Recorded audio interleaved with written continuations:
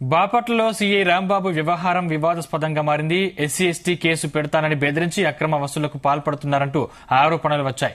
ఈ పంచాయతీ స్థానిక ఎమ్మెల్యే దగ్గరికి చేరడంతో ఇష్యూ పోలీసు బస్ దగ్గరకు వెళ్లింది. దాంతో సీఐ రాంబాబుపై శాఖపరమైన చర్యలకు సిద్దమవుతున్నారు పోలీసు ఉన్నతాధికారులు.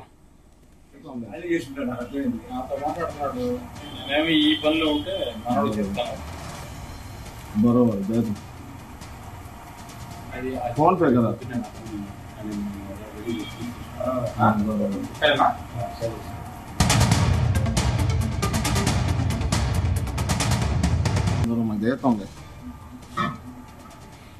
బాపట్ల ఆర్యవైశ్య సంఘ అధ్యక్షులు కొత్తమాసు సత్యంపై ఓ మహిళ ఫిర్యాదు చేసింది.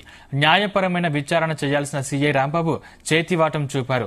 ఎస్సీ ఎస్టీ కేసు ఫైల్ చేస్తానని బెదిరించి ఫిర్యాదుదారులను 10 లక్షల రూపాయలు ఇవ్వాలని డిమాండ్ చేశాడు సీఐ.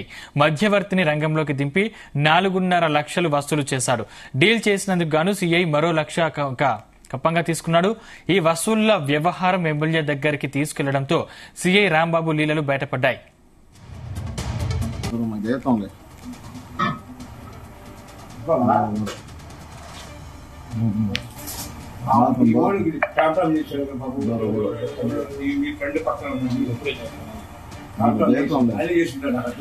రాంబాబుకు ఇదంతా కొత్తేమీ కాదన్న ఆరోపణలు ఉన్నాయి. ఎక్కడ పనిచేస్తే అక్కడ తన కమర్షియల్ మార్కు చూయిస్తారనే విమర్శలు వస్తున్నాయి. గతంలో టీడీపీ బుక్ ఫస్ట్ పేజీలో రాంబాబు పేరు నమోదై ఉన్నా ఆయన తీరు మారలేదు. తాజాగా వసూళ్ల వ్యవహారం బయటపడటంతో కాళ్ల బేరానికి దిగారు సీఐ. తప్పైపోయిందంటూ వసూలు చేసిన 4.5 లక్షలు వాపసు చేశారు.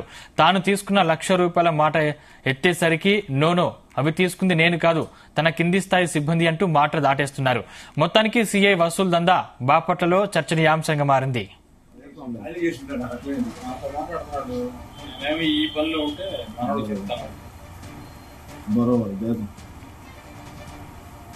ఫోన్ పే కదా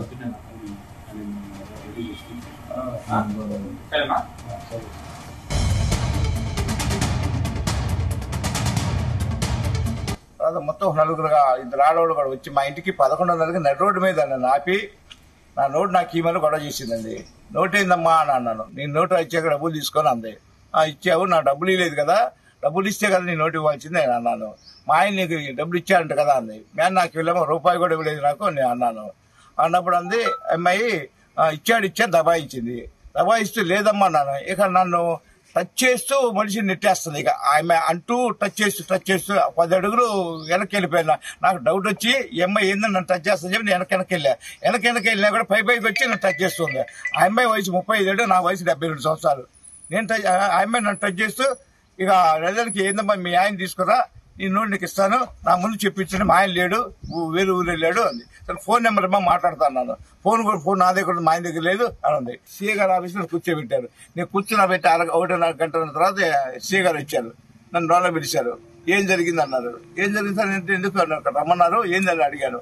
దాని మీద కేసు వచ్చింది, ఎస్సీ ఎస్టీ కేసు పెట్టారు, నువ్వు వాళ్ళకి డబ్బులు అమ్మాయిని గొడవ చేసి రేప్ చేసి గొడవ చేసి